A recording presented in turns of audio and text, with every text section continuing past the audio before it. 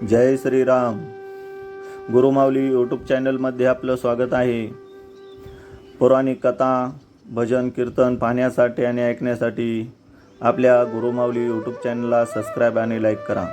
Video आवडल्यास video share करा. आज आपण श्रीराम विजय ग्रंथातील अध्याय 26 रावण रणभूमीवर आला हा पाहणार आहोत. राम लक्ष्मण नागपाशातून मुक्त होऊन युद्धाला वानर सैन्यासह उभे आहेत ही बातमी रावणास समजली. तेव्हा रावण प्रहस्त प्रधानाला म्हणाला, काल इंद्रजिताने राम लक्ष्मणाचा वध केला असता आज ते जिवंत कसे? त्यावर प्रहस्त म्हणाला, आता मला शत्रूवर चालून जाण्याची आज्ञा व्हावी. माझ्या बाणांच्या माऱ्यापुढे शत्रूचा टिकाव लागणार नाही. तेव्हा रावणाने त्याचा गौरव करून सैन्यासह युद्धात जाण्याची आज्ञा केली.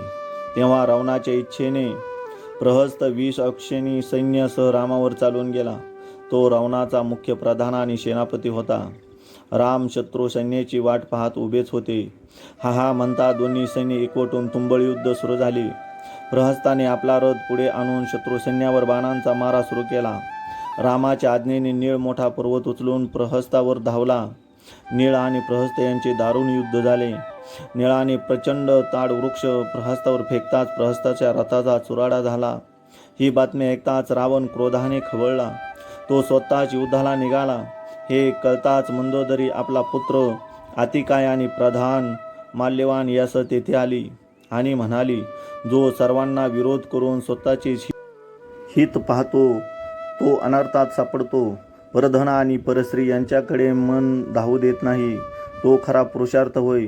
यासाठी सीतादेवी रामाच्या स्वाधीन करून त्याच्याशी शोक्य करा, म्हणजे भगवान शंकर तुमच्यावर संतुष्ट होतील आणि त्यांच्या कृपेने अक्षय पद उपभोगाल. मंदोदरीचे हे बोलणे ऐकून रावण म्हणाला, प्रिये, पुरुषार्थी पुरुषाने शत्रू समोर उभा असता त्याला पाठ दाखवू नये असे शास्त्र सांगते. सख्यत्वाचा समय निघून गेला आहे. आता मी शत्रूशी युद्धच करणार. ज्याने कैलास हलवून सगळे देव बंदीत टाकले त्याच्या पुढे या मानवी राम लक्ष्मणाचा काय पाळ? रावणाचे ते गर्विष्ठ उत्तर ऐकून मंदोदरी खिन्न होऊन तिथून निघून गेली. नंतर रावण समरभूमीवर आला. रावणाला पाहता सुग्रीव एक पर्वत घेऊन त्याच्यावर धावला. तोच रावणाने एक बाण सोडून त्या पर्वताचे पीठ केले. त्याने एकामागून एक असे 10 बाण सुग्रीवावर सोडले. त्याला खिळवून टाकले. तेव्हा सुग्रीवाने पुन्हा एक मोठा पर्वत रावणावर फेकला. तोही रावणाने फोडून टाकला आणि 100 बाणे सुग्रीवावर सोडून त्यास रक्तबंबळ केले. तेव्हा सुग्रीव मूर्छित येऊन पडला. हे पाहताच राक्षसांनी गर्जना करून रावणाचा जय जयकार केला. शरभ, गवय, गंधमादन, मैद, कुमुद, द्विज आणि गवाक्ष या वानर वीरांनी एकदमच रावणावर हल्ला केला. त्यांनी अनेक पर्वत वृक्ष रावणावर टाकले. त्यांचा आपल्याला बाणांनी नाश करून रावणाने त्या 7ही वीरांना बाणांवर बाण सोडून मूर्छित केले. वानरांची होत असलेली ही दुर्दशा पाहून रामाच्या आज्ञेने आपले धनुष्य बाण सज्ज करून लक्ष्मण रावणाबरोबर युद्धाला सरसावला. इतक्यात मारुती रावणाच्या रथावर चढला आणि त्याने रावणाच्या हृदयावर मुष्टिघात केला. त्यामुळे रावण कळवळला. त्याला मूर्छित येऊ लागली. पण सावध होऊन रावणाने मारुतीला दूर फेकले. ते पाहून नळाने एक विशाळ पर्वत रावणावर फेकला. त्याचे रावणाने चूर्ण केले आणि नळावरच 5 बाण सोडले. तेव्हा नळाने ब्रह्मदत्त मंत्राच्या जपाने अनेक नळ निर्माण केले आणि ते सर्व रावणावर धावले. हा चमत्कार पाहत असताच रावणाने ब्रह्मास्त्र त्याच्यावर सोडले. त्याबरोबर निर्माण झालेले सर्व नळ गुप्त झाले. तत्क्षणी लक्ष्मणाने रावणावर बाण सोडण्यास आरंभ केला. ते बाण रावणाच्या अंगात रुतले, पण ते रावणाने उपटून फेकून दिले आणि त्याने 5 प्रखर बाण लक्ष्मणावर सोडले. ते लक्ष्मणाने वरचेवर छेदले. तेव्हा लक्ष्मण पाठोपाठ बाणावर बाण रावणावर सोडत होता. बलशाली रावण ते सर्व छेदून टाकत होता.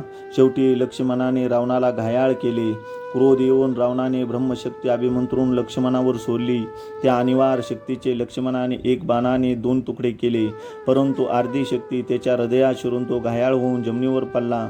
त्याचा श्वासोच्छ्वास मंद झाला. ते पाहून रथातून उतरून रावण लक्ष्मणाजवळ गेला आणि लक्ष्मणावर त्याने मुष्टिप्रहार केला. तेव्हा मारुतीने एका लाथेचा प्रहार रावणाच्या छातीवर केला. त्याबरोबर रावण रक्तओकीत आपल्या रथात जाऊन बसला. इतक्यात लक्ष्मण सावध झाला आणि त्याने एक अनिवार्य बाण रावणावर सोडला. तो रावणाचे हृदय भेदून पार झाला. लक्ष्मणाची स्थिती पाहून श्रीराम पुढे आले आणि लक्ष्मणाला पाठीशी घालून त्यांनी धनुष्यास बाण लावला. तेव्हा मारुतीने रामाला खांद्यावर घेतले. नंतर श्रीरामाने एक बाणाने रावणाच्या मस्तकावरील छत्रे खाली पाडली, दुसऱ्या बाणाने चांबरे मुकुट खाली पाडले, तिसऱ्या बाणाने त्यांचे भाते 10 धनुष्य तोडून टाकली आणि श्रीराम रावणाला म्हणाले, दशानना, आज मी तुला सोडतो. परत जा आणि आपल्या ऐश्वर्याचा उपभोग घे. उद्या सर्व राण्यांसह पुत्रपौत्रींचा निरोप घेऊन युद्धाशी मग मी तुझा अंत करीन. ते बोलणे ऐकताच रावण दीनवदनाने परत फिरला. सर्व सैन्यासह लंकेत गेला.